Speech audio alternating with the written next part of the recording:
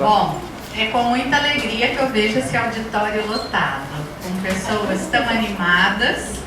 E esse é o primeiro evento, né, do grupo de estudos Vertentes do Mal na Literatura.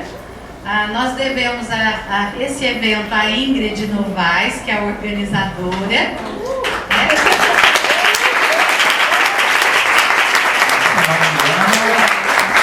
Não faz aniversário hoje, isso não? É verdade! Ela faz aniversário hoje também.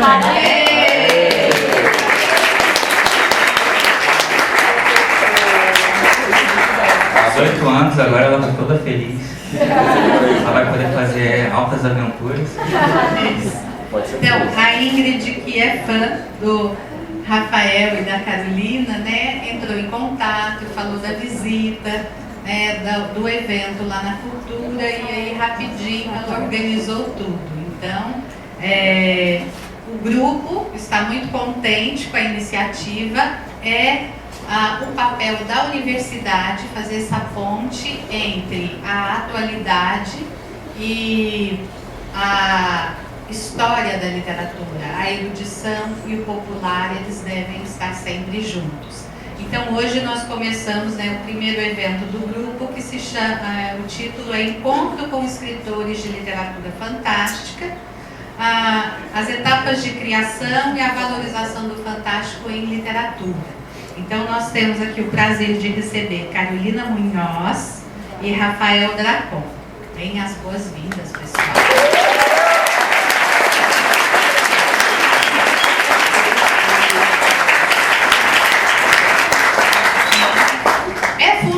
Do grupo, que eu sou só organizadora, o papel menor é sempre dar autonomia para todos os membros, e por conta disso a mediação vai ser da Camila Jéssica Duarte da Costa, que é mestranda do grupo. A Ingrid também é integrante do grupo. Então, na verdade, os jovens é que são os donos do mundo aqui na universidade. Camila, por favor.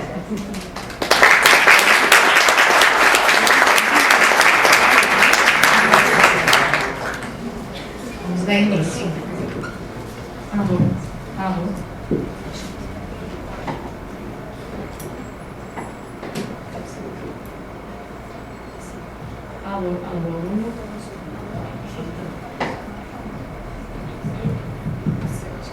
Tá funcionando?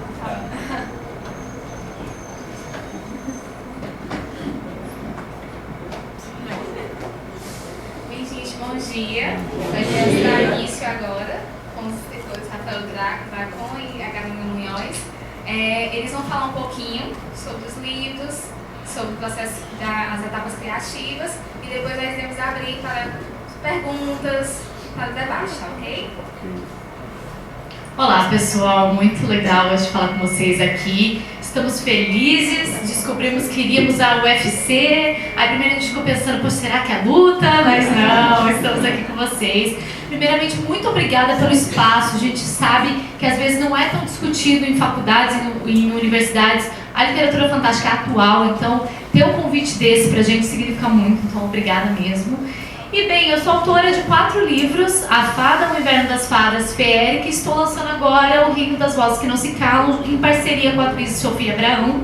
E o nosso principal intuito com essa nova obra foi a questão do incentivo à literatura. Porque todo mundo me perguntou, Carol, você já tem uma carreira literária, por que você está se juntando mais uma pessoa, para escrever? A questão era o seguinte: a Sofia ela tem hoje 4 milhões de seguidores nas redes sociais. E ela gosta muito de ler, ela sempre está postando os livros do John Green, Harry Potter, Jogos Vorazes. E ela começou a notar que às vezes essa galera jovem que a segue não lê tanto. Eles perguntavam coisas como: numa livraria passa cartão de crédito? O que é uma Bienal? Sabe? Esse tipo de pergunta que pra gente que frequenta como assim, sabe? E ela começou a pensar, poxa, eu gostaria de incentivar esse pessoal a começar a ler, começar a frequentar eventos literários, mas ela não sabia bem como, porque ela não é escritora. E aconteceu que no ano passado, na novela Amor à Vida, o autor Valci Carrasco ele fez um trabalho muito bonito, que foi escolher vários autores brasileiros e mostrar essas obras brasileiras na novela. E aconteceu que Fios de Prata, do Rafael Dracon, e O Inverno das Fadas foram lidos pela personagem da Sofia Abraão nessa novela. E pelo esse contato, né, dela ter lido sobre a minha Sofia, porque foi bem um livro que eu tenho uma personagem chamada Sofia, a gente teve essa relação e nós pensamos, ok, vamos unir a figura dela, a minha figura, para criar alguma obra literária que pudesse incentivar essa galerinha dela que nunca pegou num livro na vida. E o que acontecia era o seguinte: existem fãs e celebridades, e existe a Sofia Abraão e os Tiros, que é o nome que ela dá a esse grupo de pessoas que gostam dela. E eles criaram na internet um reino mágico, onde eles acreditam que realmente eles vivem nesse reino mágico. Cada um tem sua função, ela é a rainha do reino mágico. E pra mim, como escritora, eu ficava assim, gente, isso é incrível. Como que hoje em dia as pessoas conseguem viver em comunidades fictícias dentro da internet, né? E mostra também a solidão do ser humano hoje em dia de precisar da internet para se relacionar com outras pessoas. E aí a gente resolveu pegar esse reino mágico e criar uma obra então de fantasia, mas mesclando com problemas atuais, problemas que na verdade vêm de longo tempo, né? Que é a depressão, bullying, suicídio. Por quê? Esse tipo de assunto, você pensa, ok, é muito pesado para falar com um jovem? Não, hoje em dia tem jovens de 12, 14, 16 anos que passam por isso. Eu fui uma jovem de 16 anos que passei por isso. E por que não conversar através do Fantástico sobre assuntos dessa forma? Porque às vezes o jovem adulto não gosta tanto de conversar sobre isso, mas através da literatura ele vê um novo escape, né, uma nova forma. E comigo foi com Harry Potter. Então nós escrevemos essa nova obra, O Reino das Vozes que Não Se Calam. Estamos muito felizes, porque pessoas que nunca leram um livro na vida, 2 dias depois viraram e falaram: eu terminei O Reino das Vozes que Não Se Calam, e esse livro, que é super grande, eu consegui ler em 2 dias. E eu pensando, são 300 páginas, nem é tão grande assim. Mas para essa galera é muito, sabe? E ver esse retorno de uma pessoa que nunca leu um livro na vida, ler 300 páginas em 2 dias, você pensa, ok, meu papel como escritora está sendo feito. Então é sempre um prazer muito grande conversar com vocês, ver a galera ainda se interessando na literatura, se interessando pela letra, se formando, porque vocês são também o futuro da nossa geração de literatura. Então, obrigada pela presença de vocês.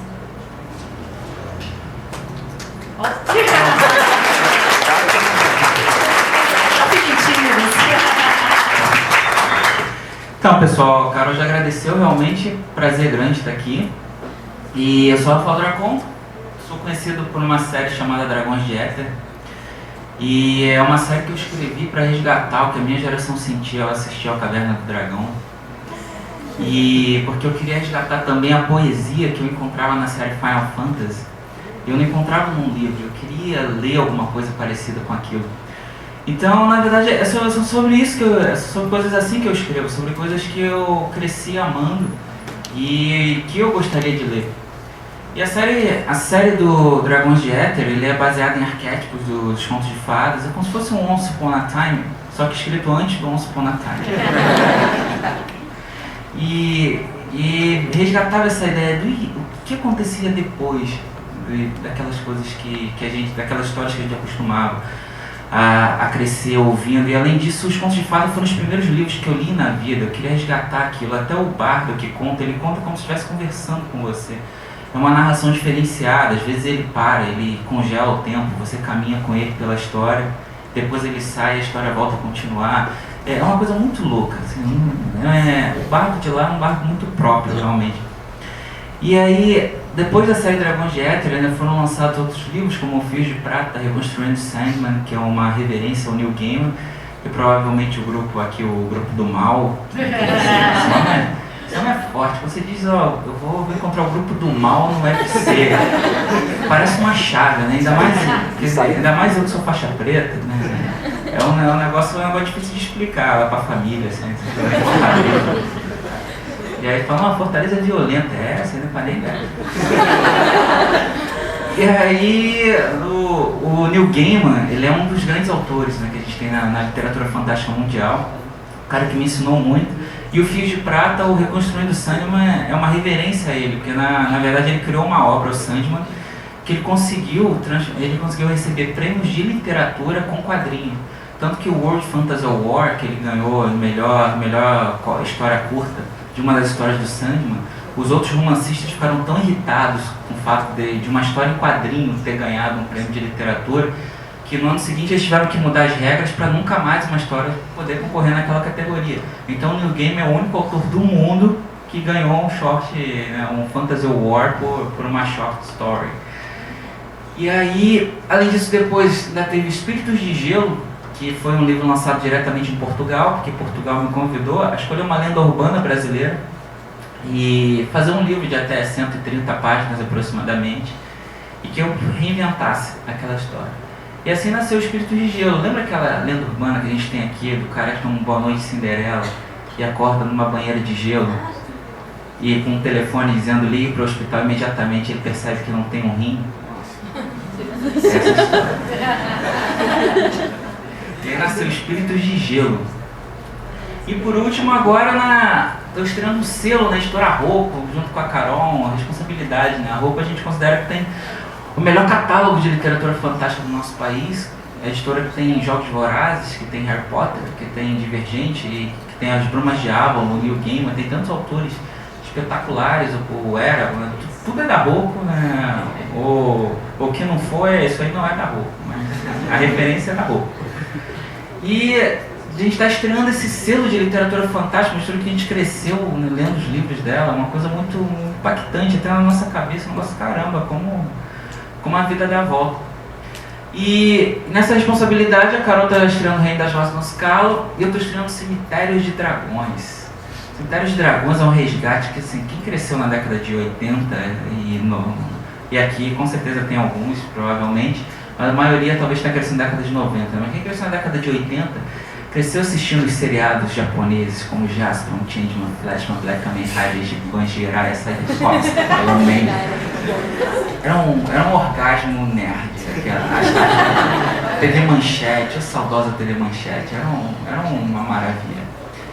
E depois essas séries deram origem aos Power Rangers, né, que cresceu, que a geração de 90 cresceu amando a Kimberly, né, sonhando com ela em todos os momentos, ou querendo ser ela ou querendo ter ela. E que vocês sabem que o Power Ranger é um híbrido japonês, não sei se vocês sabem disso. Eles pegavam os tokusatsu japoneses e aí eles botavam os atores americanos para fazer aquela parte cômica no início lá, fazer o Zordon e tal. E na hora que eles se transformavam, aí eles picotavam e colocavam as cenas dos japoneses e dos seriados. É por isso que uma hora eles estão lá na Alameda dos Anjos e depois quando eles se transformam, eles estão numa pedreira no Japão para se enfrentar. Então a ideia era resgatar isso que a minha geração cresceu amando, mas de uma maneira séria, uma maneira brutal, sabe? Uma maneira sombria. E foi assim que nasceu o Cemitério de Dragões. Ele conta a história exatamente disso, de 5 pessoas de diferentes lugares do planeta, cada uma com uma cultura própria, uma ideologia própria, um pensamento próprio, e que cada um deles sofre um acidente e eles ficam presos em coma num local que eles não conseguem entender o que é aquilo. É um local de draconianos, de entidades, um local de dragões. E eles precisam entender o motivo deles estarem ali, precisam fazer escolhas e se perdoar de muitas coisas que passam nos conflitos que aconteceram com eles. E eles vão criar uma nova tecnologia, uma tecnologia baseada em sangue de dragão e metal vivo, uma tecnologia que vai gerar os heróis de metal. Ah, viu? Ele entendeu a referência. Aquele é nerd. Aliás, olha a blusa dele, né? Ele tá com o Iron Man dando tchau, assim. Então, a gente espera que vocês gostem, que vocês aprovem. A gente está muito satisfeito, muito feliz com o resultado. Como a gente disse, é uma responsabilidade estrear a Fantástica Rocco. Na Bienal de São Paulo, foram os 2 mais vendidos da Rocco na Bienal. A recepção das resenhas, a recepção da imprensa tem sido muito positiva. Eu espero que vocês também apreciem, continuem com esse trabalho lindo que vocês têm feito aqui com a literatura fantástica do grupo de estudos. E sempre que precisarem, a gente está lá na internet, a gente está aqui presente e a gente tem vocês sonhando conosco. É o maior prazer que um escritor pode ter. Muito obrigado.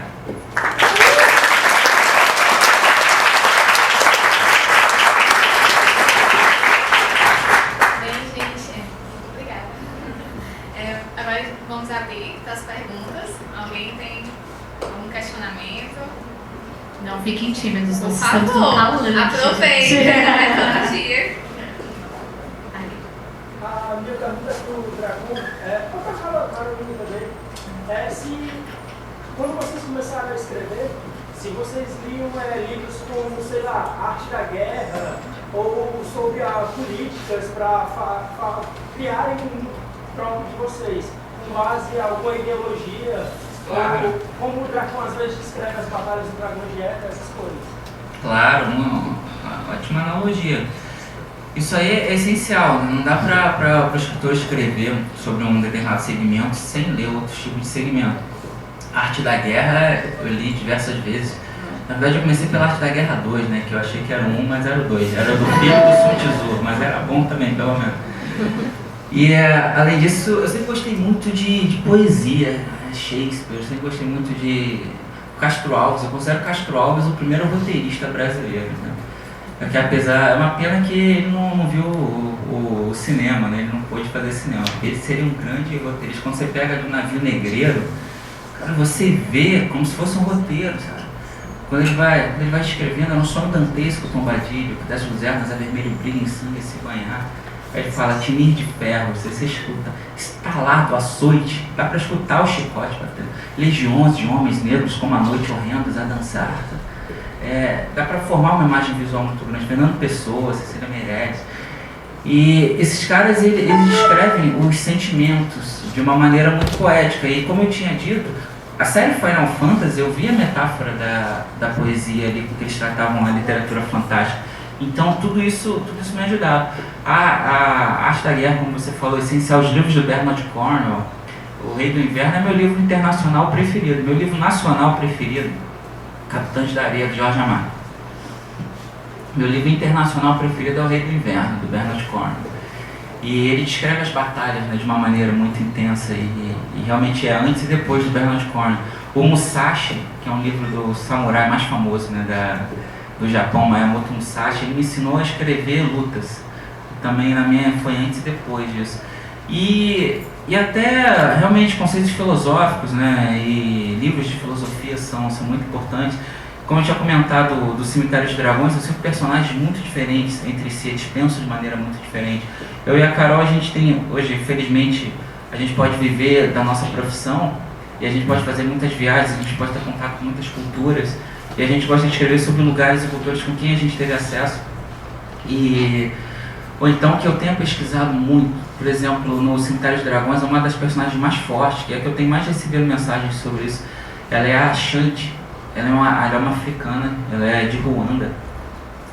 E é uma personagem que ela é filha dos estupros que aconteceram em Ruanda, onde a minoria Tutsi, as mulheres Tutsi, elas foram estupradas, né, no genocídio de Ruanda, pela maioria Hutu, onde 500 mil pessoas foram mortas naquele massacre. E os filhos desses estupros, até hoje, eles são considerados párias dentro de uma sociedade, porque eles são lembranças vivas de uma vergonha que eles nem mesmo tiveram culpa. Então, quando você pega os relatos, são coisas muito fortes, sabe? De mulheres que elas contam, a minha mãe, ela não me amamentou para ver se eu morria, para ver se eu não continuava sendo uma vergonha para ela. E então eles não têm uma identidade, eles não sabem, eles não têm uma identidade cultural e nem uma identidade humana. Então imagina a raiva que deve existir dentro de uma pessoa com um destino desse. A gente aqui, pra gente é uma realidade tão distante disso. Tudo bem que a gente tem nossos próprios problemas, a gente tem a nossa própria violência, mas uma coisa assim é muito forte.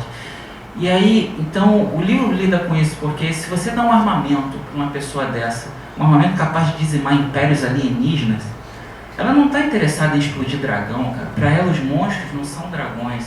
Os monstros são pessoas que caminham todos os dias e deram para ela um destino, marcaram ela um destino antes dela nascer, do qual ela nunca desejou.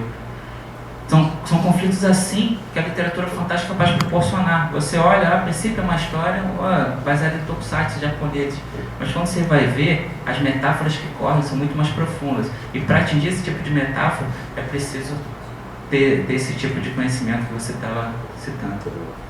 Porque basicamente é isso, você lê muita literatura fantástica para se inteirar do mercado, saber das histórias, mas as histórias são feitas dos personagens, e os personagens passam pelos conflitos internos, psicológicos. Então na literatura fantástica você aprende muito sobre religião também, diversos tipos de religião. Para fazer a fada eu fui ler diversos livros sobre Wicca e aprender a forma que eles pensam, a forma que eles agem. Então tudo isso engloba para você criar um livro de literatura fantástica. Próxima pergunta. Uma pergunta que vale para os dois. Eu queria saber qual é a dica de vocês para novos escritores brasileiros que estão querendo investir nessa área. Sim, ler é o básico, né? Porque às vezes a gente encontra muitos escritores que não leem, então ler é o básico. Eu acredito também que, assim, escrever um livro, porque 90% das pessoas que nos procuram falando, eu quero ser um escritor, você pergunta, ok, você tem um livro escrito, você já escreveu algum livro na vida? Ah, não, eu tenho uma ideia, ou eu tenho 3 capítulos.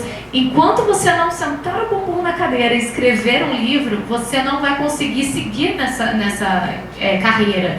E assim, escrever um livro não significa que o primeiro livro que você escrever vai ser um livro publicado seu. É a prática, é escrever todo dia, é estar ali preparado, é estudar sobre isso. O meu primeiro livro, eu gosto de brincar que assim, eu escrevi a la Chico Xavier, assim, porque baixou a história, eu fui escrevendo. Mas aí depois eu fui descobrir que todas as cartas negativas das editoras tinham fundamento, porque aquela história tinha um conteúdo muito bom, mas não tinha uma estrutura literária. E se você for se comparar depois com o mercado internacional e com o mercado nacional publicado, as listas dos mais vendidos e etc., você vê que todas essas obras possuem estrutura literária. E só depois que eu peguei meu primeiro livro e estruturei que eu falei, ok, fez diferença, e aí que ele foi pro mercado e funcionou. Então, assim, é você estudar, é você realmente escrever e mostrar sua história não só para o seu amigo, para sua mãe, mas mostrar para pessoas da profissão, críticos literários, para cientistas, né? E mostrar que aquela obra tem algum diferencial. E também apresentar um projeto, que assim, você precisa compreender o mercado editorial de hoje. Ele mudou, assim como o mercado da música mudou, o mercado do cinema mudou, o mercado dos games se modificou, o mercado da literatura mudou. E isso não é só a questão do e-book que está chegando, que sempre fala, mas vai acabar o livro físico, blá, blá, blá, assim como o CD-ROM ia acabar com o CD-ROM. O que é CD-ROM, né? Aí, não, o e-book veio para complementar. Só que, quando a gente diz que o mercado mudou, é que o leitor mudou também. O leitor de hoje, o jovem leitor de hoje, ele é um leitor altamente conectado e ele tem uma capacidade de raciocínio muito rápida, mas ele tem uma baixa absorção de conteúdo. Então ele faz muitas coisas ao mesmo tempo, só que ele se concentra pouco em cada uma delas. E ao mesmo tempo ele quer compartilhar tudo. A literatura era uma atividade isolada e de repente ela se tornou uma atividade compartilhada. Então o leitor hoje, ele lê o teu livro com um Twitter do lado e ele já tuita a frase que ele gosta, ele já tuita se ele reclama já daquele capítulo, daquele personagem. Tem redes sociais como o Scoob, Livreiro, Goodreads, você pode até mostrar ao longo do tempo que você vai lendo o que você está achando daquela história. Então, às vezes o leitor, ele tá aqui no interior do Ceará, e aí ele leu o Dragão de Éter, por exemplo. Só ele leu aquele livro. Antigamente ele tinha que convencer alguém, pelo amor de Deus, vai lá, manda entregar, pede no submarino para alguém entregar aqui para você ler o meu livro, para ele ter alguém com quem conversar. Hoje em dia ele vai na internet, né, numa comunidade onde tem milhares de pessoas discutindo sobre Dragão de Éter. E aí ele acaba fazendo amizades, eles se marcam para ir na Bienal e eles vão com a camisa, e gera uma identidade, gera uma família nesse sentido. Então, isso mostra como a literatura se modificou, e é preciso compreender isso, porque se fazer um jovem hoje ler, você tem que entender a cabeça dele. Por isso que pra gente, a gente veio dessa geração, então a gente fala de coisas que a gente ama e que a maioria também ama junto com a gente. Então pra gente é fácil, mas na hora que você entra nesse mercado, você tem que compreender isso, que hoje em dia você entra com um livro no ônibus, o jovem, você vê o jovem entrar com um livro no ônibus, ele tem que decidir o que eu vou fazer. Eu vou ler esse livro ou eu vou jogar Angry Birds? Angry Birds é bom pra cacete. Eu era viciado, mas eu zerei todos. E aí, como é que você para fazer isso? Porque você está competindo hoje com a atenção, você está competindo com YouTube, Facebook, Xbox, Orkut não. Aí, mas PlayStation 4, PlayStation 5, Cinema IMAX, Cinema 3D, tem tantas opções. Netflix, e tem Netflix no celular também. Aí, como você faz? Não, o cara vai ter que parar e falar, eu quero ler o livro. Então, aquele livro ele tem que ter uma carga emocional, ele tem que ter uma paixão por aquele livro, que ele queira aquilo mais do que todos os outros. A minha atenção vai para isso, porque ele quer saber o que vai acontecer naquela história. E para gerar essa paixão é preciso compreender tudo isso, é preciso amar muito o que você está fazendo, porque é o ethos da história, você se entregar naquela história a ponto dele se apaixonar junto com você. E aí, por conta disso, na hora que você vai apresentar o teu livro, hoje em dia todo mundo quer ser um escritor. Todo mundo está escrevendo um livro. É um negócio absurdo. A gente pega um táxi, o taxista quer vender o livro dele pra gente. Sério, gente, Aí, vários casos. Aí, antes de eu viajar, eu fui cortar o cabelo em outro barbeiro, sem ser o que eu sempre cortava. Aí a gente tá lá conversando, aí eu abri a brecha de novo, o cara perguntou, e eu contei, eu vou fazer uma viagem e tal, dá pra fazer a tour. Ele, não, tá pra fazer a viagem, a pessoa escritor. Aí eu pensei, já era, falei. É inconsciente. Aí não deu outra. Ele, você é escritor? Pô, que legal. Pô, eu tô escrevendo um livro sobre a barbearia, a história da barbearia, você não quer ler? Não, eu não quero ler sobre a história da barbearia, eu não sou mais editor, porque era isso que eu quero ver que você olha. Meu síndico me acordou 9 horas da manhã de um domingo, a gente quase não consegue dormir. Aí quando a gente consegue dormir, meu síndico me acorda 9 horas da manhã porque ele queria falar do livro dele. Não! Pô, não bato lá para reclamar do aquecedor, 9 horas da manhã na casa dele, porra. E aí, imagina para um editor, o que é um editor? A editora ela recebe tipo 200 originais por semana, e hoje por e-mail isso deve ser maior, porque isso era quando era por papel, por e-mail é maior. Então, como é que o cara olha e seleciona isso?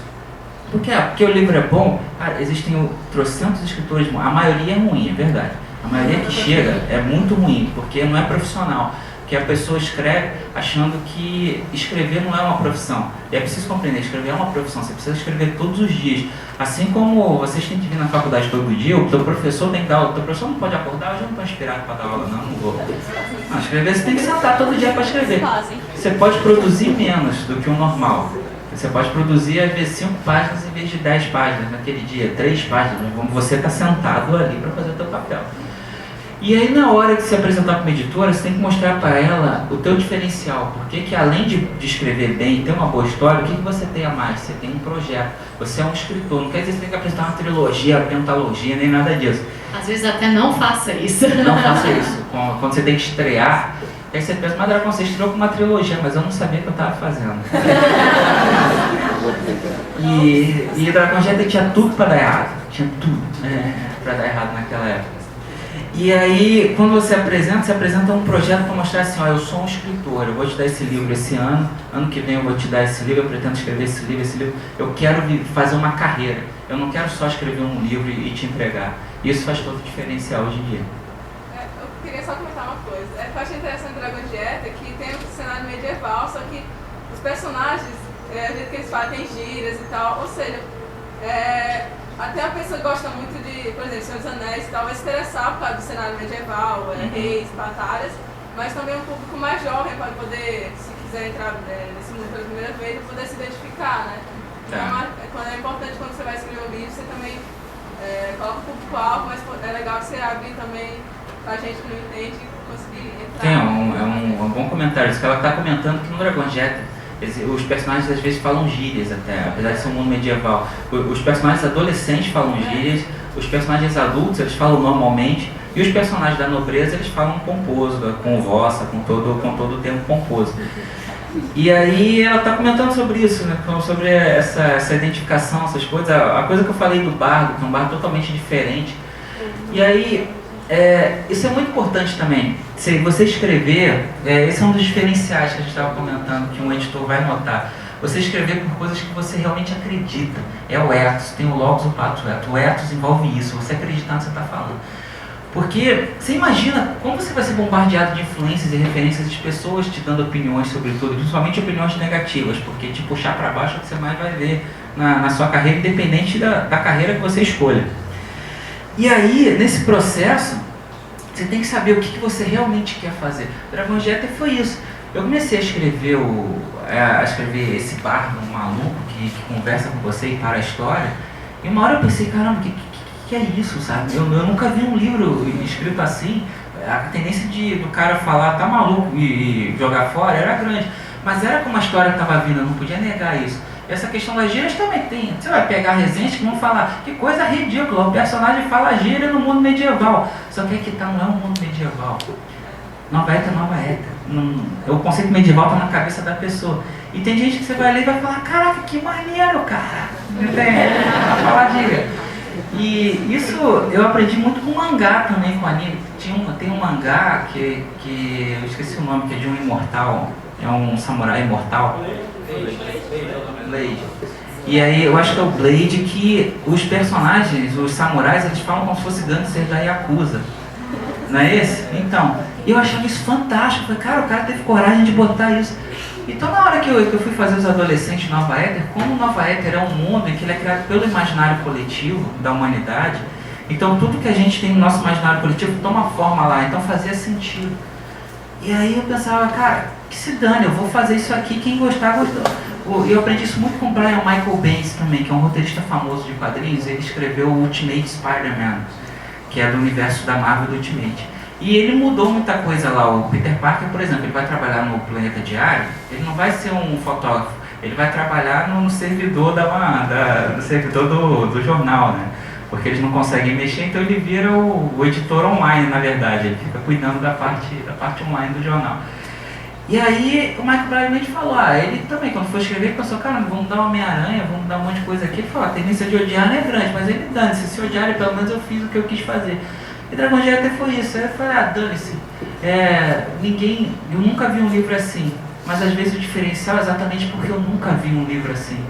E foi isso que foi o diferencial do Dragon Gate, exatamente. Então esse é outro conceito realmente que eu aconselho a você, de faz. E se ficar diferente, melhor. Faz. Para os dois também. Dracon e Carolina, o momento que a literatura fantástica atravessa no Brasil é o melhor que já teve, né? Sim. Alguns anos atrás você lia O Senhor dos Anéis, lia o Harry Potter e ficava sem ter o que ler. Você lia para Dragonlance, lia Eragon e não tinha mais o que ler. E agora a gente é inundado de opções que a gente não consegue ler o que a gente quer. Eu queria saber da opinião de vocês como escritores, se isso veio para ficar ou se pode acontecer de voltar para o que era.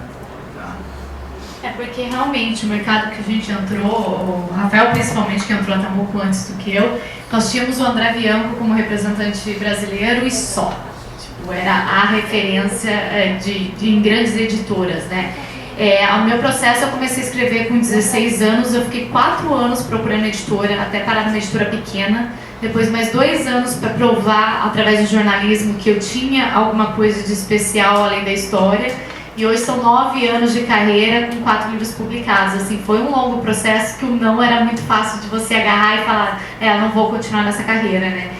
Mas o que aconteceu? É o não que te faz melhor, é o que te faz continuar. E muitas pessoas falam, eu quero ser escritor, mas escuta o primeiro não e fala, não quero mais.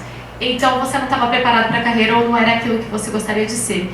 E o que acontece é que hoje em dia, essas pessoas que ouviram o não, mas que continuaram, conseguiram conquistar seu espaço, conquistaram editoras grandes. E hoje em dia, toda editora grande quer ter seu representante, quer falar sobre literatura fantástica, tanto internacional quanto nacional, e isso está fazendo muita diferença. O Dracon teve um selo de fantasia na Rocco, ele até me deu um espaço maior, porque eu era de uma outra editora, acabou que todo mundo da editora quis me levar para o selo fantástico, né? A Leia.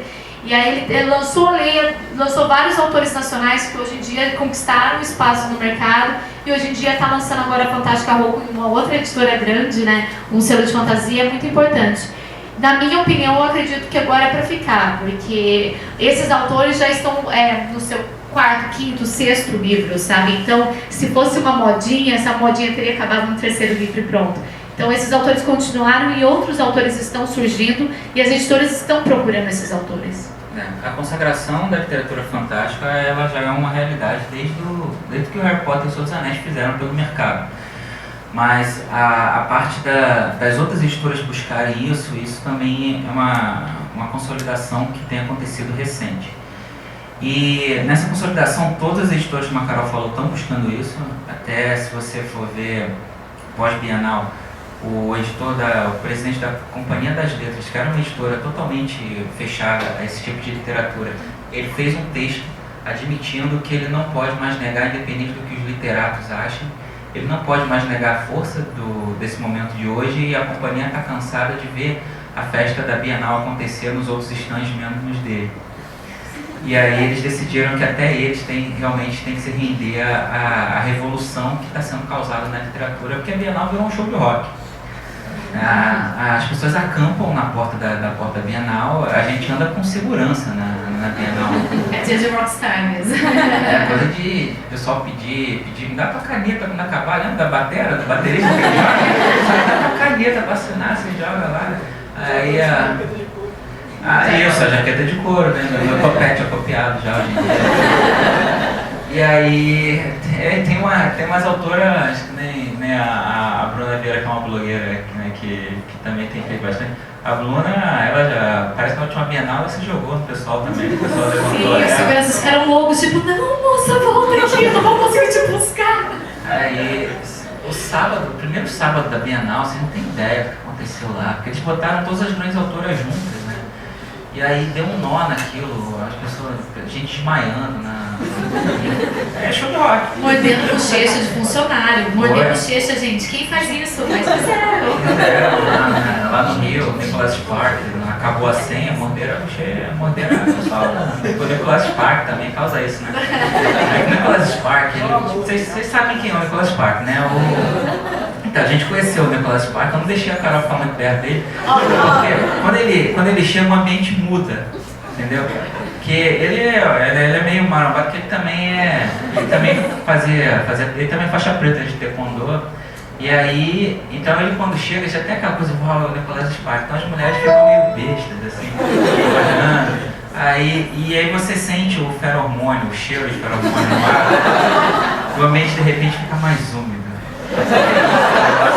É diferente, a passagem dele é fantástica, é sobrenatural. A gente devia escrever livro de literatura fantástica. E aí, o Nicholas Spark causa essas revoluções, e aí, por conta dessas coisas, as editoras, todas elas vão tendo no catálogo dela essa chance. E assim como a Carol falou, elas estão buscando o seu autor nacional. Consequentemente, esse autor abre portas para outros autores surgirem. Então, o que a gente diz é, a literatura fantástica como gênero comercial, como o maior gênero comercial do nosso mercado, isso já é uma consolidação e vai continuar sendo. O chick lit hoje em dia também está emparelhando. Mas os autores nacionais teve esse boom e aí isso vai diminuir, porque as editoras vão começar a focar. Mas é isso. Quem estiver preparado, hoje em dia tem como ter a sua chance. Eu queria saber como é que vocês lidam com o hype. Por exemplo, se vocês mandam... Com o quê? Com hype. Hype? No sentido de expectativa do próximo livro. Ah, tá. Eu pensei que era uma gíria de Fortaleza. Não, mas é porque que ela é em Recife, e até teve uma leitura que foi levar pro irmão, aí ela falou, meu irmão não pôde vir e tal, mas a mulher falou, mas o que eu com ele? Ele foi foguetear. aí, mas o que é isso? Ela explicou, é badalar, que legal, é gíria nova, aprendendo aí. Pra gente isso não fazer, é uma novidade. Mas tá com a expectativa do próximo, nas né? redes sociais. É verdade.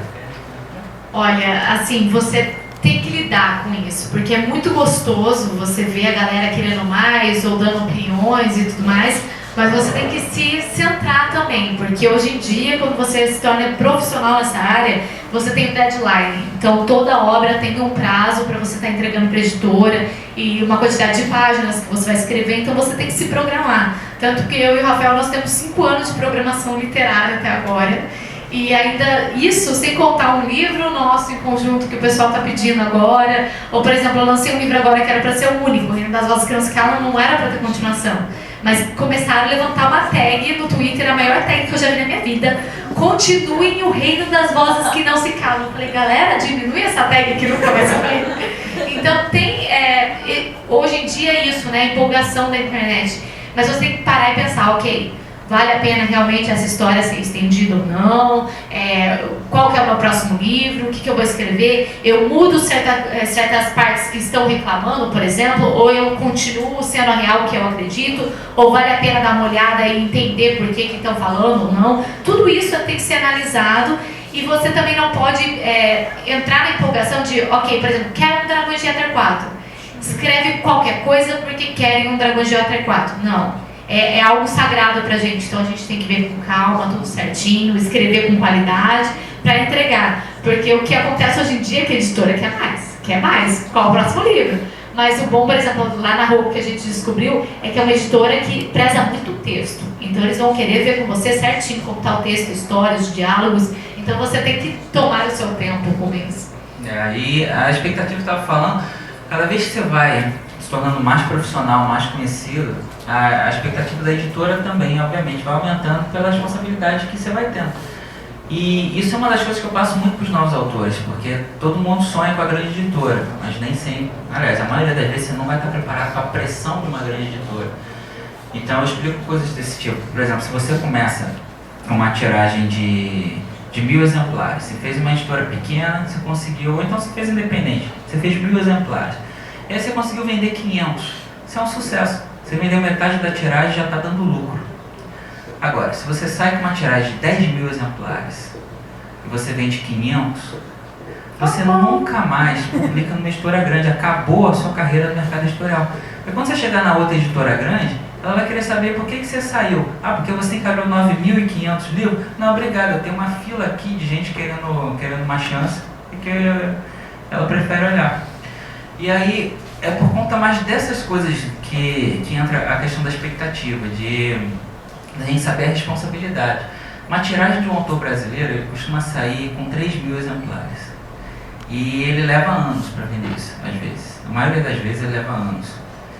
E o Dragões de Éter, eu sei que uma tiragem na Planeta, com 5.500 mais ou menos, acho que foi a tiragem.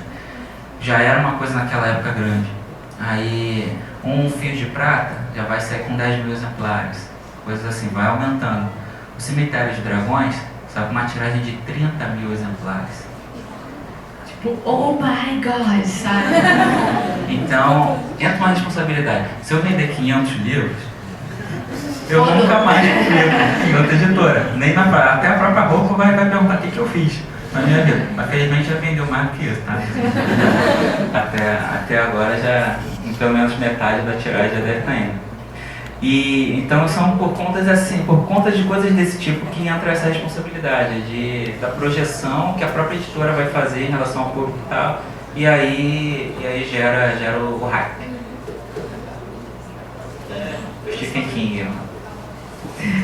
É você mesmo. Eu queria saber de vocês, a partir de que momento vocês sentiram a abertura dos brasileiros para consumir literatura fantástica escrita por autores brasileiros.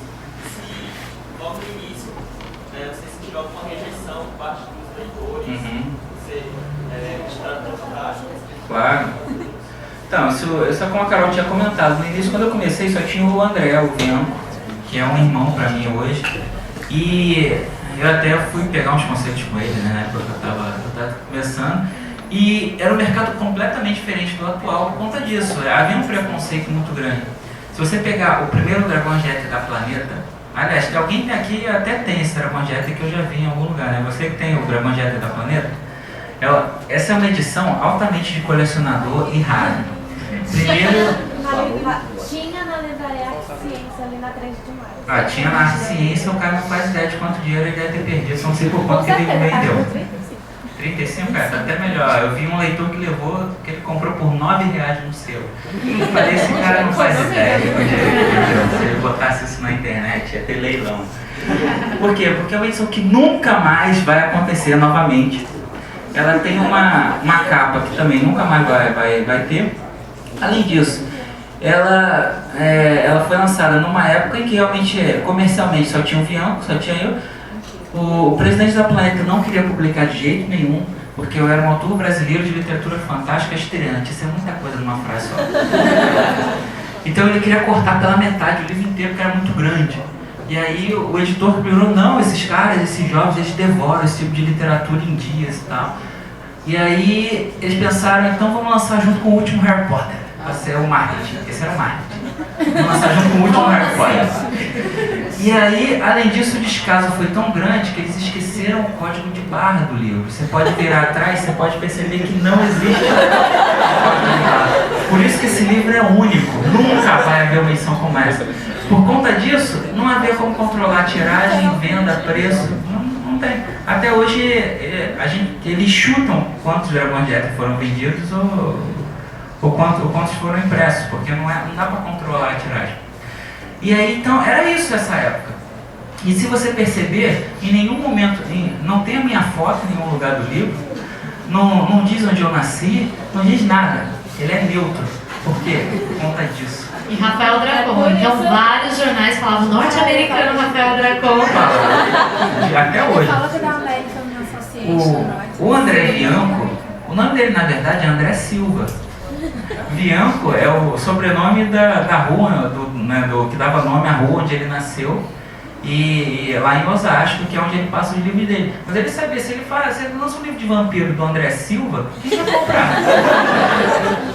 E a gente está concorrendo com o Neil Gaiman, com Terry Pratchett, com J.K. Rowling, que até a JK teve que botar JK para não parecer que era uma mulher no início, por conta do preconceito. E então a gente tem essa coisa fantástica, até nos nomes das pessoas. E aí aconteceu que o Dragon Getter funcionou também por isso. As pessoas compravam achando que era internacional, sem preconceito, e elas liam. Quando chegavam no final, elas iam pesquisar sobre o autor. Aí elas descobriram que era brasileiro. E aí aquele sentimento de início que ela ia ter de é brasileiro, não quero ler, era o oposto. Ela ganhava um orgulho, caramba, isso aqui é brasileiro. Foi como, lembra quando a gente viu Cidade de Deus? A gente fala, caramba, isso é cinema brasileiro, Tropa de Elite. Você sentia aquele orgulho? Gerou isso. E foi por isso que o boca a boca foi tão intenso. E o Dragon Getter tinha tudo para dar errado, funcionou. Foi por conta desse orgulho de, cara, isso é um livro brasileiro com inspiração de Final Fantasy, Caverna do Dragão e tal. Coisas que eu cresci vendo também. Então, hoje em dia, a gente acredita, isso é um cenário completamente diferente. O leitor brasileiro já confia no autor brasileiro e não é mais preciso ter esse tipo de situação. E aí, por conta disso, outros autores têm surgido e enfrentado um mercado completamente diferente, um mercado mais aberto, e a gente tem essas coisas que a gente vê na Bienal de São Paulo. E até a mídia era diferente também, porque, por exemplo, quando a gente começou a divulgar, eu usei muito a minha formação, que eu me formei em jornalismo, então eu usava o jornalismo ao meu favor, então eu criava pautas, eu mandava para todos os veículos falando, olha, tem o meu livro. E eu lembro que o primeiro feedback que eu tive de uma grande revista Teen foi, olha, a gente não vai falar sobre o seu livro porque ele não é um crepúsculo.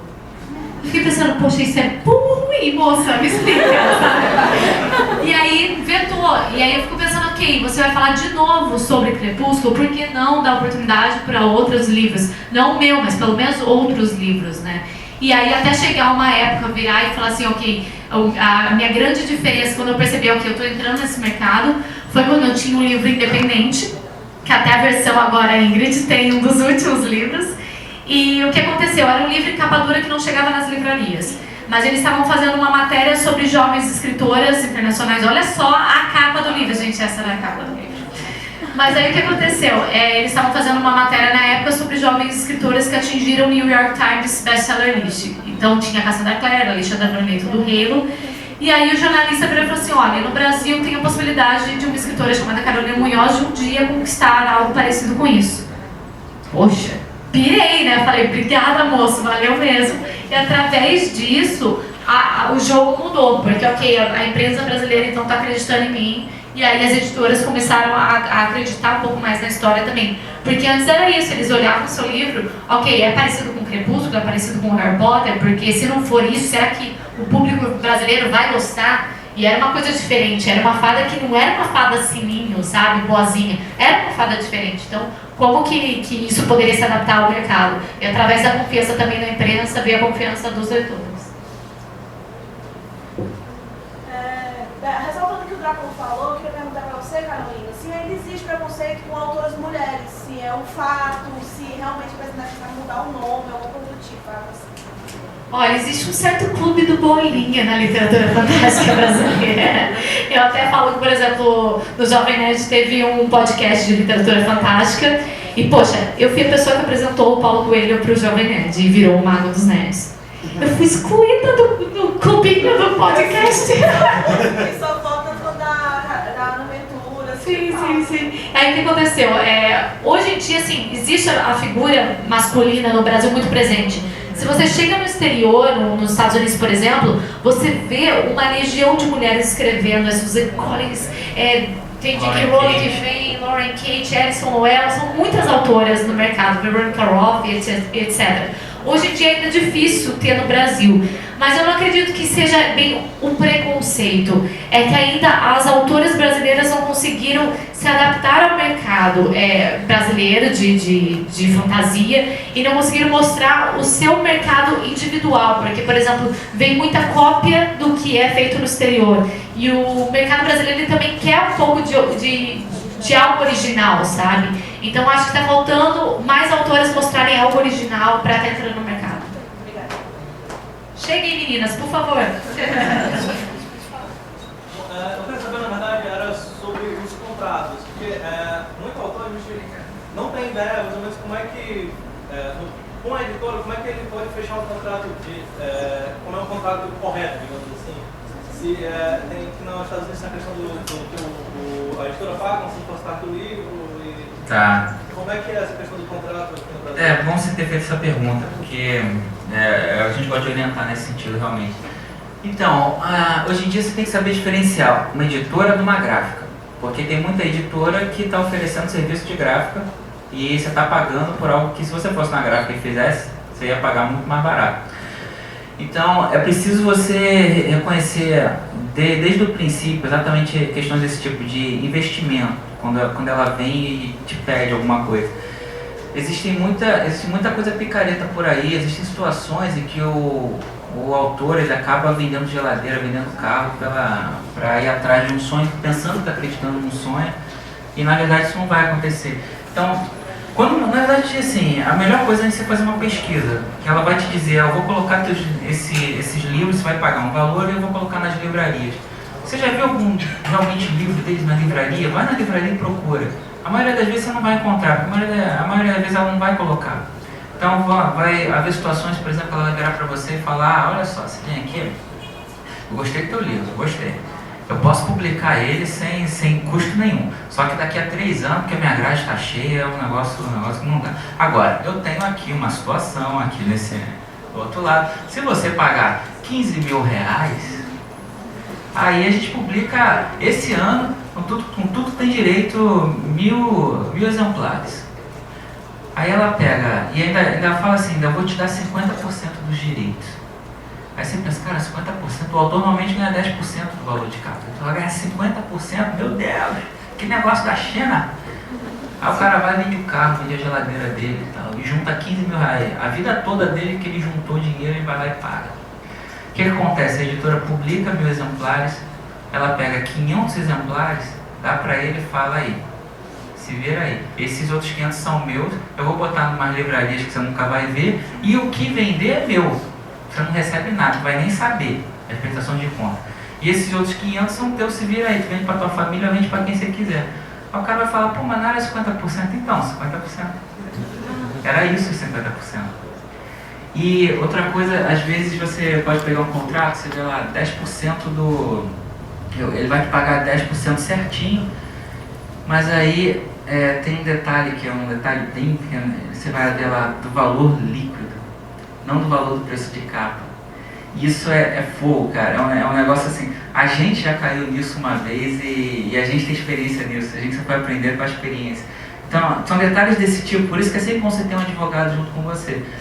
E nessa questão da gráfica, é disso que a gente está falando, você tem que pesquisar muita história da livraria, a maioria das vezes vale mais a pena você então ir na gráfica e imprimir o teu livro e usar aquilo.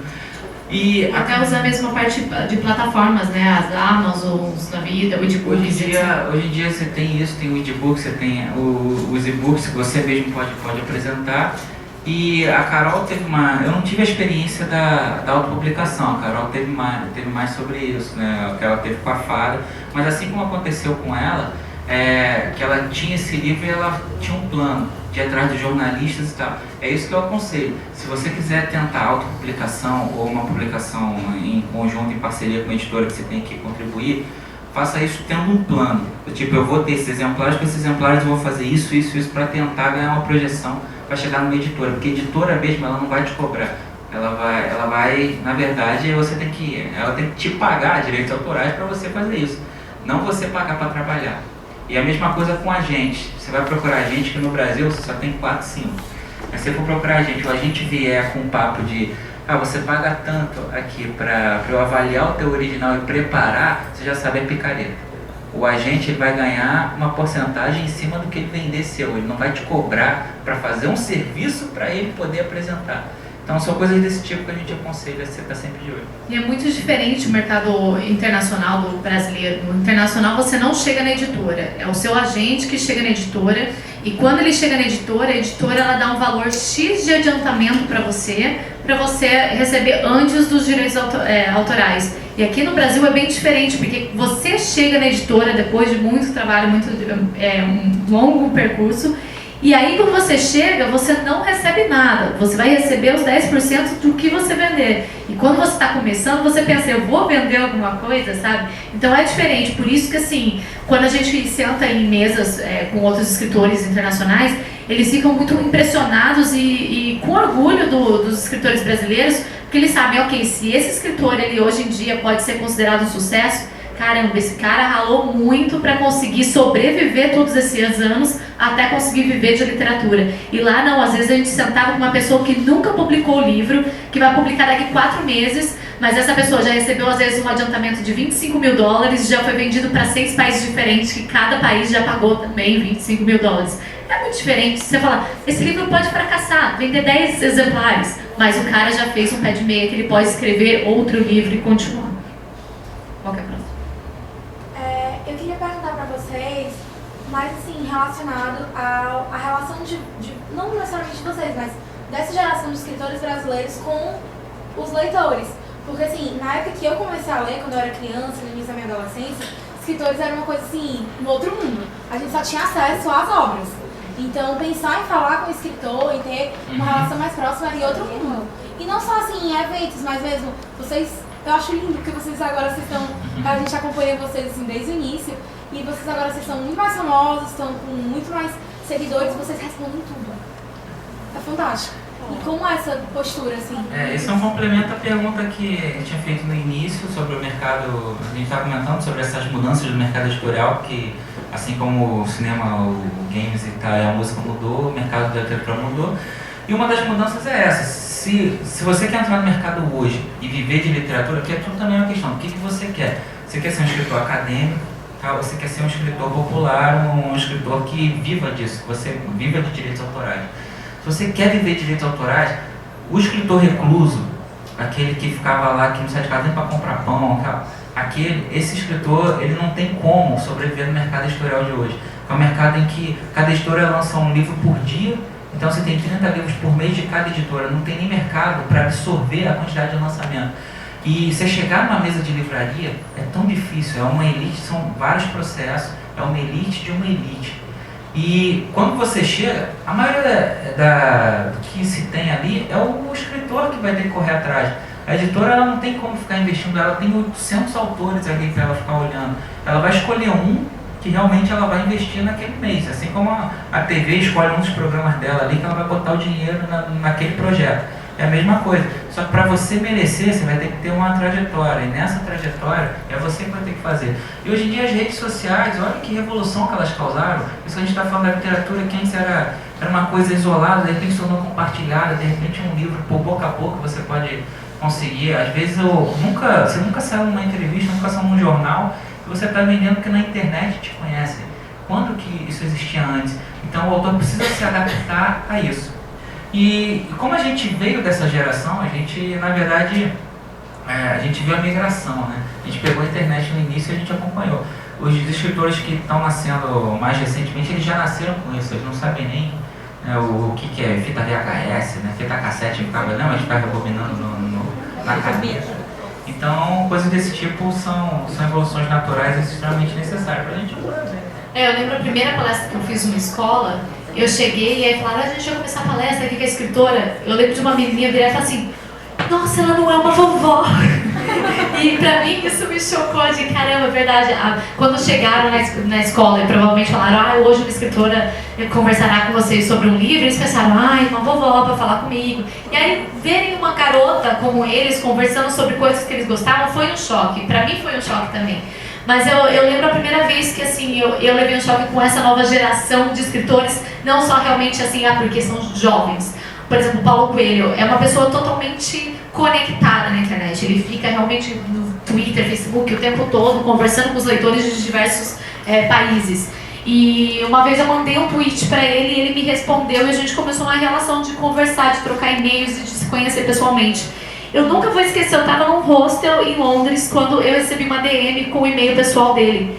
Eu saí gritando no hostel como se fosse uma louca em português e ninguém me entendendo, porque eu estava com o e-mail do Paulo Coelho, tipo, meu escritor favorito e tudo mais. E pra mim, eu lembro dessa emoção até hoje. Então, se eu tenho um tempinho, às vezes, entre tá pegando um carro para ir para uma palestra ou outra, se eu posso entrar na internet, responder um tweet ou dar um retweet, alguma coisa assim, eu sei que o dia daquela pessoa vai se modificar. Por quê? Porque o meu se modificava também. E pra gente receber esse carinho é incrível. Então, por que não tá fazendo essa conexão? Hoje em dia, a gente se sente amigo dos nossos leitores e eles se sentem nossos amigos. Então, pra gente, isso é incrível.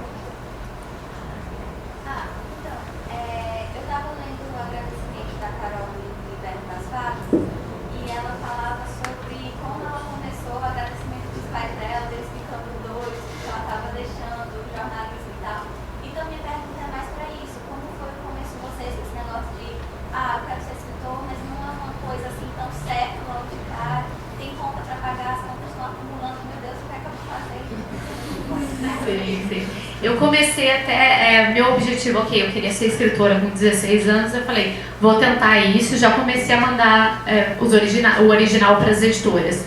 Só que eu falei assim, não, vai chegar um momento que meus pais vão falar, ok, você precisa começar a trabalhar. Eu comecei com 17 anos em livraria, porque eu queria entender esse mercado, então eu ia lá e estava trabalhando, entendendo sobre Bienal e etc. Isso me ajudou muito. Aí eu queria entender o mercado estrangeiro, então eu falei assim, como que vai ser a minha forma disso? Eu fui au pair, que é babá, nos Estados Unidos com 18 anos, então eu virei super nene, gente, porque eu cuidei de 24 crianças em um ano, e eu nunca tinha trocado uma fralda na minha vida. Mas isso me ajudou muito, porque eu fui entender o pensamento americano, eu fui entender o mercado deles e tudo mais. Quando eu voltei, eu fui aceita na IBM, então eu fui trabalhar de meia-noite às 8 horas da manhã, cuidando do mainframe deles, uma coisa totalmente nada a ver com essa área. E foi nessa época que eu saí como independente.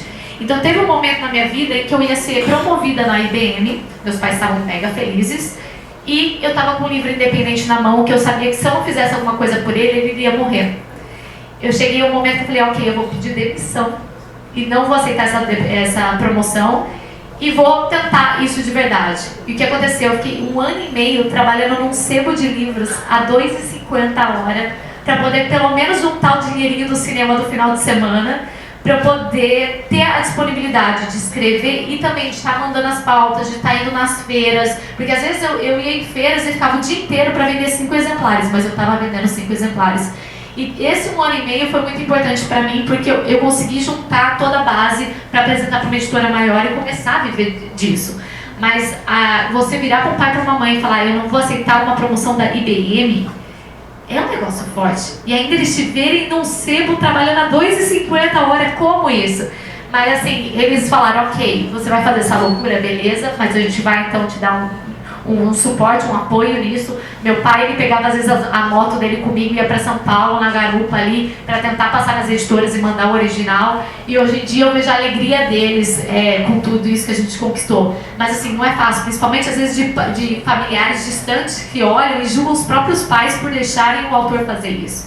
Mas hoje em dia é aquele familiar de, eu vou no seu lançamento, que coisa linda, bonita. Mas você sabe que antes todo mundo te julgava por isso. Tem muito disso, gente.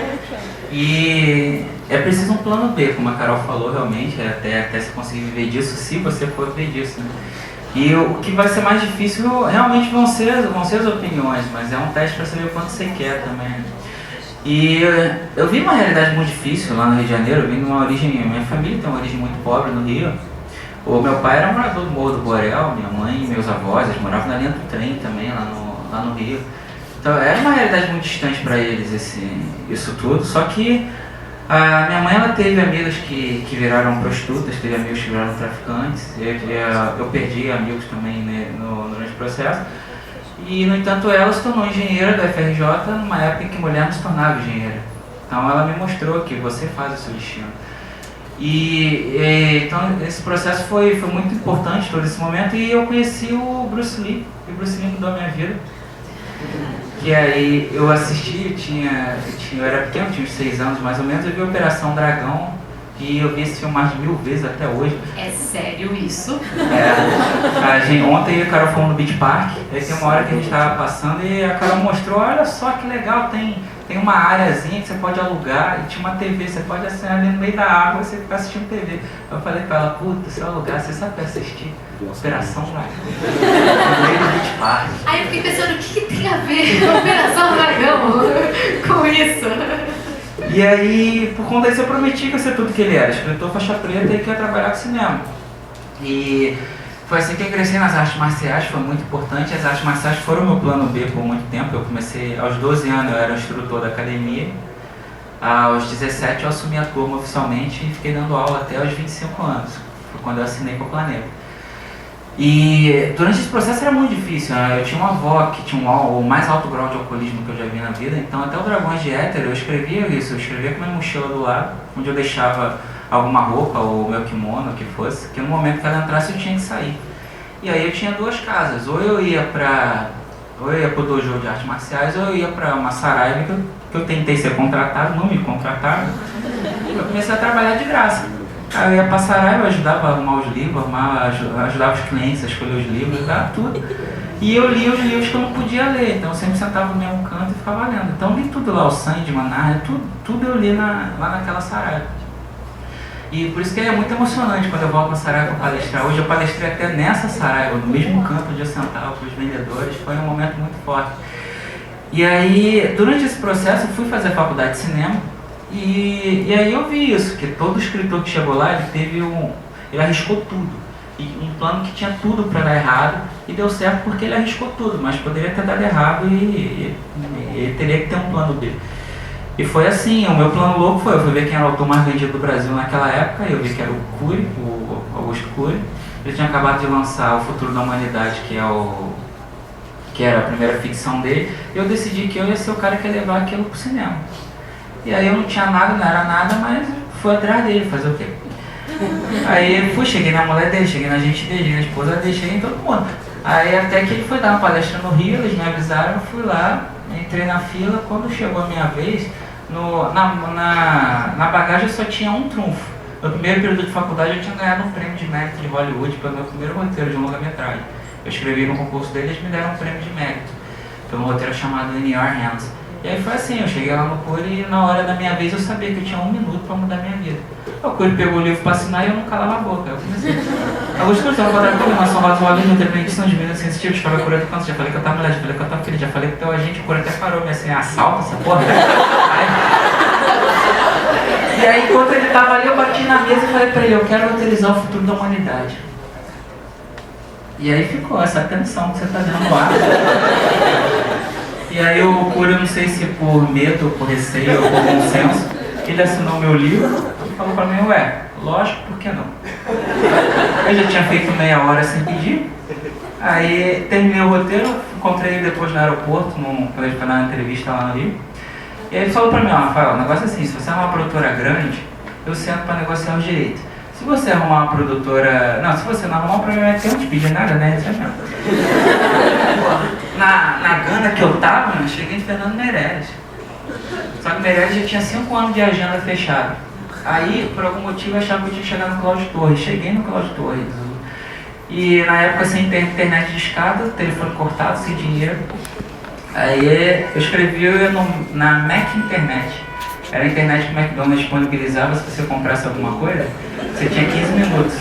Então eu ia no McDonald's, esperava as pessoas terminarem de comer, passava pelas bandejas, recolhendo as notas e eu tinha 1 hora de internet. Da internet eu escrevi com o Cláudio Torres, da internet eu li, ele passou o telefone da secretária dele, eu fui no orelhão, liguei do orelhão, hoje em dia o que é orelhão? Ele nem sabe o que é. Liguei do orelhão, aí ela até comentou, não, o Cláudio Torres comentou que você escreveu o roteiro e tal, ele quer ler, você quer que a gente mande um carro buscar o roteiro? Eu falei pra ela, não, olha só, tô olhando aqui na minha agenda, amanhã entre 3 e 4 horas eu tenho uma reunião aí do lado, eu posso entregar pessoalmente também. E assim, aí Deus se emocionou muito com o roteiro e aí eu entendi a minha intuição, ele tinha passado na família dele, com o pai dele, Fernando Torres, tudo que aquele personagem tinha passado na psiquiatria. E aí ele falou, por ele fazia aquele roteiro. Só que ele estava entre fazer aquele roteiro e fazer uma comédia. Eles tiveram várias discussões lá com o sócio dele e eles decidiram no final que uma comédia no Brasil era comercialmente mais viável. Foi assim que 4 anos depois estreava A Mulher Invisível. Mas o fato dele ter dito aquilo na frente do agente do Cury, se eu, dependesse só de mim, eu faço esse roteiro, aquilo mudou tudo. Aí o agente do Cury resolveu assinar comigo, então eu não tinha telefone, mas eu tinha o agente do Cury. O Eragon estava estourando naquela época, o Cury estava indo para Planeta. E aí o presidente da Planeta estava pensando em investir nisso, investir em ter um livro de literatura fantástica por causa do Eragon. E foi assim que Dragon Jeter chegou na mão do meu primeiro editor. E não, é aquilo que eu comentei até aqui na resposta que eu dei aqui, da coisa de se entregar um projeto. Eu não entreguei só um original, eu entreguei um projeto para eles. Eu imprimi, mostrei todos os eventos de anime que existiam no Brasil para mostrar que existe um público que consome esse tipo de coisa. Todos os eventos de cultura pop. Imprimi todos os personagens que tinham feito, que o meu primo tinha desenhado. Ele estilo mangá, que ele desenha pra caramba, né? E aí eu imprimi em papel especial na casa do amigo, né? Porque eu não tinha impressora nem dinheiro pra nada. Mas meu melhor amigo, ele tinha... como se fosse o Kiko e o Chaves. Eu era o Chaves, ele era o Kiko. Aí eu fui lá na casa do Mário, que era o Kiko, e falava, Mário, deixa eu usar a tua impressora especial e papel especial, não vai lá. E aí, quando eu apresentei um projeto pra ele. Eu mostrei pra ele, ó... Se você me der essa chance, eu vou palestrar dia e noite em todos os eventos possíveis. Eu vou dormir na porta da livraria, eu vou fazer o que for preciso para esse livro dar certo. Mas eu preciso dessa chance. E ele já estava encantado com Dragões de Éter. Então, quando ele me conheceu, ele resolveu apostar nessa ideia. Foi assim que começou todo o processo. Depois esse editor foi para a Leia, me levou junto com ele. Eu indiquei para ele Guerra dos Tronos. E aí a Leia se tornou, eu virei editor. E hoje em dia o Rouco me deu essa oportunidade de estar aqui estreando a Fantástica Rouco e estamos aqui. Nós vamos encerrar só com mais 3 perguntas. No caso, já tem aqui, porque estamos ficando sem tempo. Eu peço desculpas, professora. A pergunta que eu vou fazer tem a ver com a sua fala anterior. Você disse que o escritor tem que escolher se ele quer ser um escritor erudito ou um escritor popular ou campeão de vendas, enfim. Você acha mesmo que é inviável as duas coisas juntas? Não, pra gente não. Isso é mais um critério de até da própria crítica literária, é um pensamento que da gente de dentro não vem. Até a gente estava em São João del Rei, a gente palestrou na feira de lá, a última pergunta envolvia algo parecido com isso. O pessoal me perguntou assim, a questão da crítica que fala sobre a literatura fantástica e que diferencia de considerar uma literatura menor ou isso ou aquilo, isso dói para vocês? E a minha resposta é muito parecida com isso que você está falando. Da gente de dentro, isso não existe, porque a gente não consegue ver essa coisa da literatura menor, da literatura maior, nada desse tipo. Porque, se você me perguntar, é uma pergunta muito constante para mim, que fazem para mim, qual a sua religião? Porque eu falo muito de temas espirituais nos meus livros. E a minha resposta é sempre a mesma. Eu estudei todas as religiões do mundo, passei por todas as religiões do mundo. Pelo menos aqui do Brasil, que a gente possa ter acesso, desde a católica até a teosofia, eu estudei tudo. E no final das contas o que eu aprendi é que eu não acredito em religião, eu acredito em espiritualidade, porque a religião separa as pessoas, a espiritualidade une.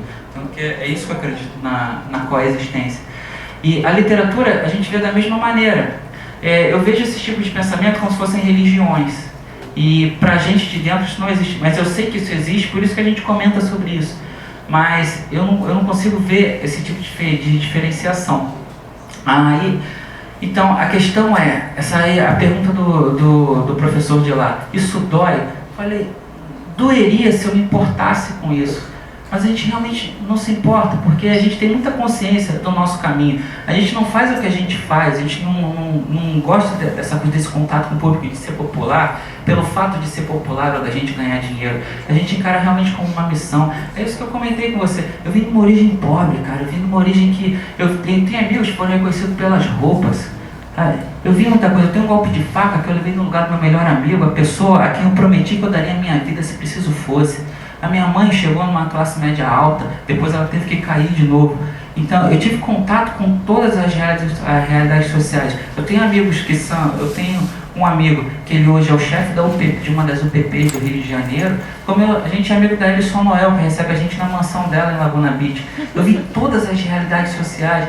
Então, você acha que eu estou realmente preocupado se eu vou ganhar um prêmio disso, um prêmio daquilo? A minha missão como escritor, pelo menos, é muito maior do que isso. Eu aprendi isso com as artes marciais. Então, quando um escritor para julgar, um outro escritor para julgar se o fato da gente ser popular é uma coisa menor ou maior, se isso é bom ou ruim, se a gente pensa nisso, se marketing, se isso é aquilo, sem ele estar aqui, sem ele chegar e conseguir o que a gente conseguiu nesse sentido, ele não pode falar, ele não sabe o que é você encher um auditório, você ter as pessoas, você ter a mensagem das pessoas esperando, falando, eu estou aqui na fila desde 10 horas da manhã, a gente, cara, o evento é 7 horas da noite, o que você está fazendo aí? Vai almoçar, pelo menos. O carinho das pessoas, não sabe o que é isso. E se você não sabe também, quer receber mensagens de pessoas dizendo, por exemplo, falando para você, eu tenho síndrome do pânico. A minha mãe comprou o livro dela para me dar. Eu não saía de casa. Eu vim aqui pegar o teu autógrafo na Bienal do Livro, que é o último lugar onde uma pessoa com síndrome do pânico iria.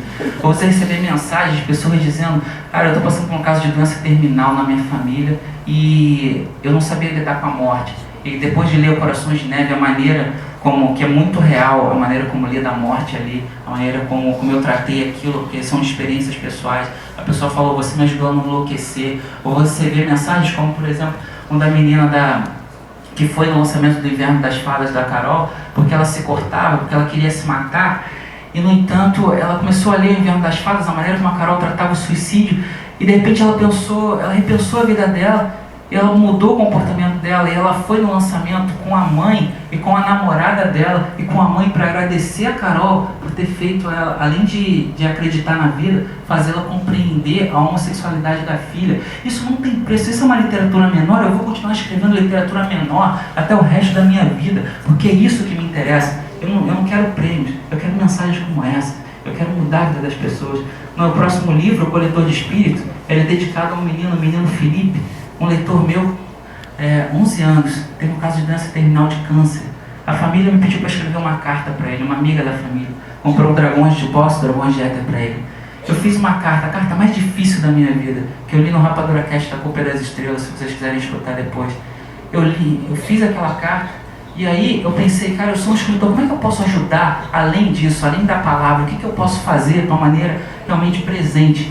E aí eu decidi que eu tinha esse livro parado, O Coletor de Espíritos, que eu não sei quando que eu poderia lançar, e eu fechei com a roupa de fazer um e-book exclusivo. Eu falei para eles, eu quero que 100% dos meus royalties sejam doados para o tratamento de câncer infantil. Eles não apenas aceitaram, como eles decidiram que 100% dos direitos da Roku também vão ser doados para o tratamento de câncer infantil. E aí eu preparei o original, no dia que eu entreguei, dia 28 de fevereiro, ele faleceu, 1 hora antes do momento, 3 horas da manhã, quando eu entreguei o original. Eu acabei de escrever, eu abri o meu Facebook, tinha mensagem da mãe dele, comunicando do falecimento. Eu voltei para o livro e eu coloquei minha dedicatória ao menino Felipe por ter coletado meu espírito.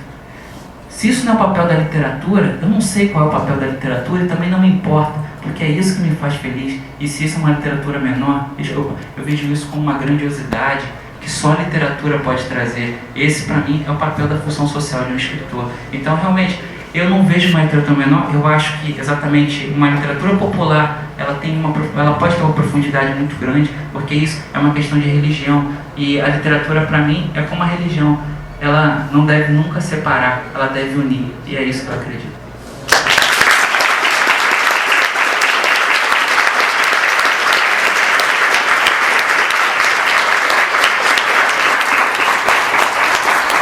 Agora vocês descobriram por que eu casei, né, gente?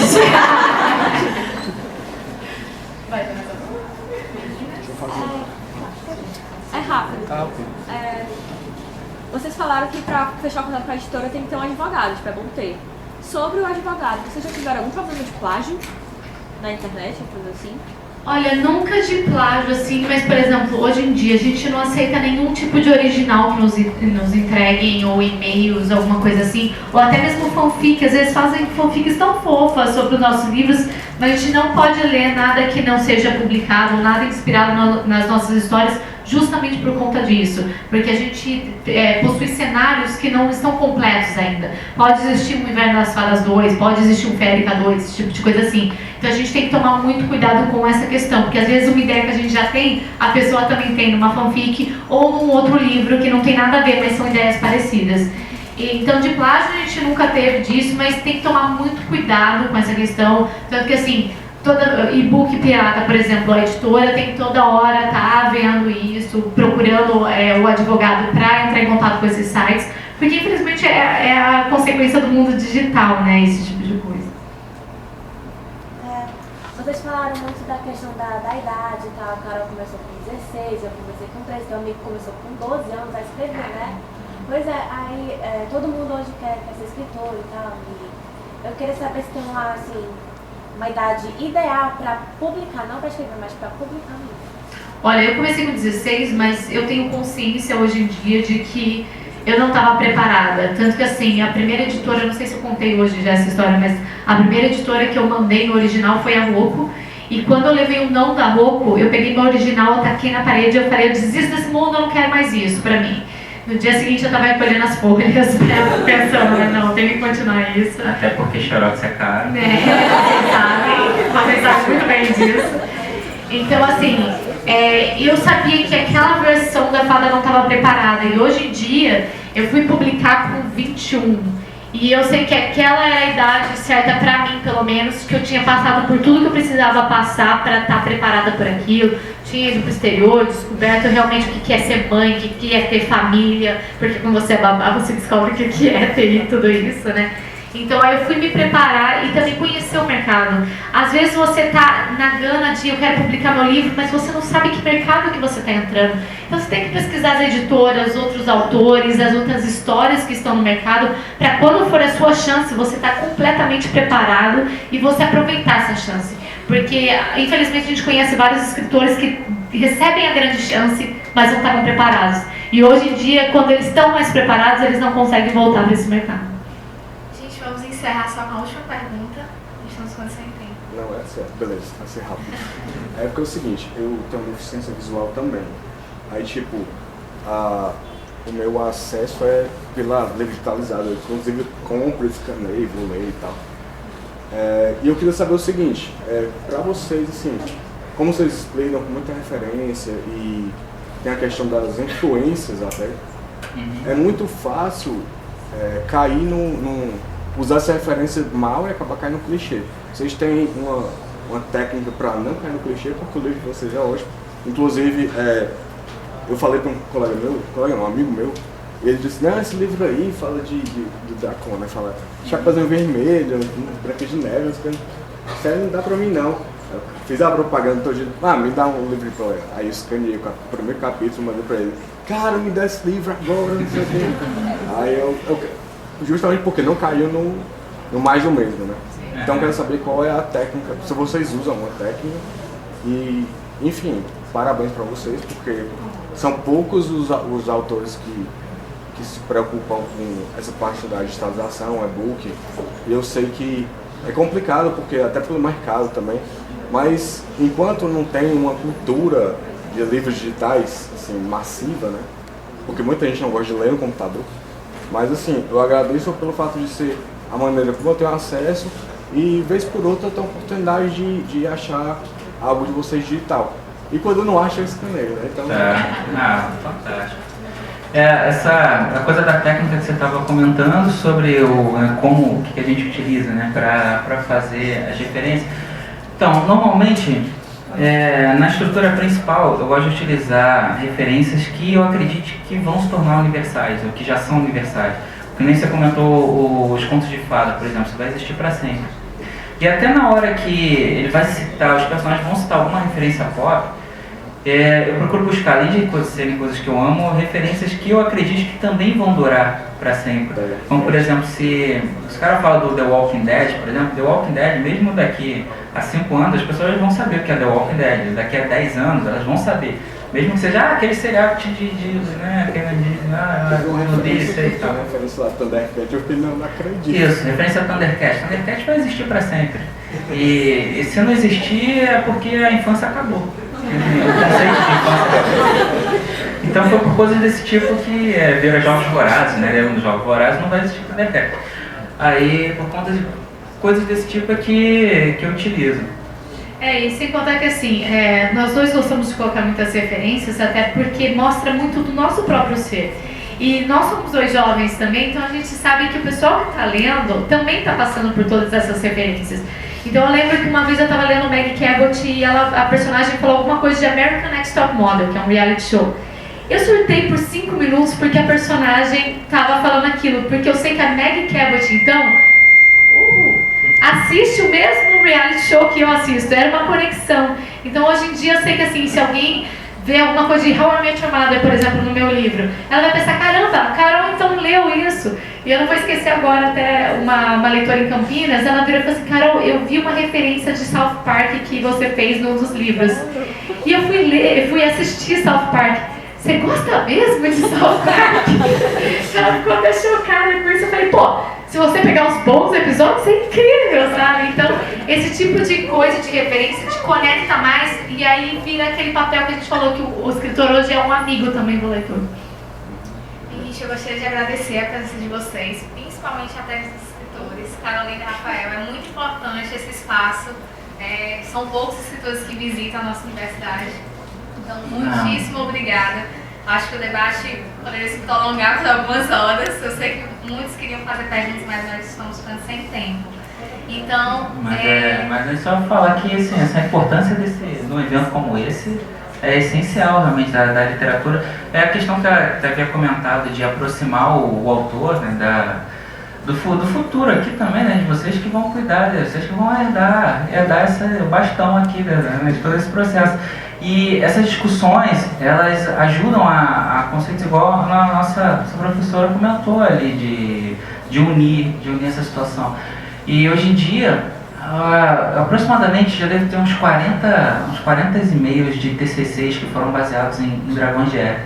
Eu já fui assistir, uma das mais marcantes foi quando eu fui assistir na UERJ a uma apresentação de vários TCCs, e uma delas era sobre Dragões de Éter. Eu fui convidado a falar na plateia. Aí assisti sobre contos de fadas, sobre os arquétipos e tal. E no final, a banca da UERJ, e era o pessoal que realmente montava a grade do curso de letras e coisas desse tipo. Eles viraram e falaram no final, pessoal, não sei se vocês entenderam, mas o que a fulana apresentou no arquétipo dela, o autor que ela se baseou, ele está aqui presente, ele está vivo. Normalmente a gente só estuda autores mortos e tal, então a gente acredita que a meia hora final, que seria do debate, a gente deveria ceder para ele. Aí eu tava na plateia tranquilo, né? Aí eu achei, poxa, mó barato, vou poder conversar com o público exatamente formador de grade, o público ali estudioso disso. E eu comentei sobre essas coisas que a gente está comentando, sobre as mudanças do mercado editorial, sobre como que o leitor de hoje vê essa convergência. Ele não vê mais uma história isolada, ele vê os elementos, o filme, o livro, o game e tal, tudo para ele é uma coisa só.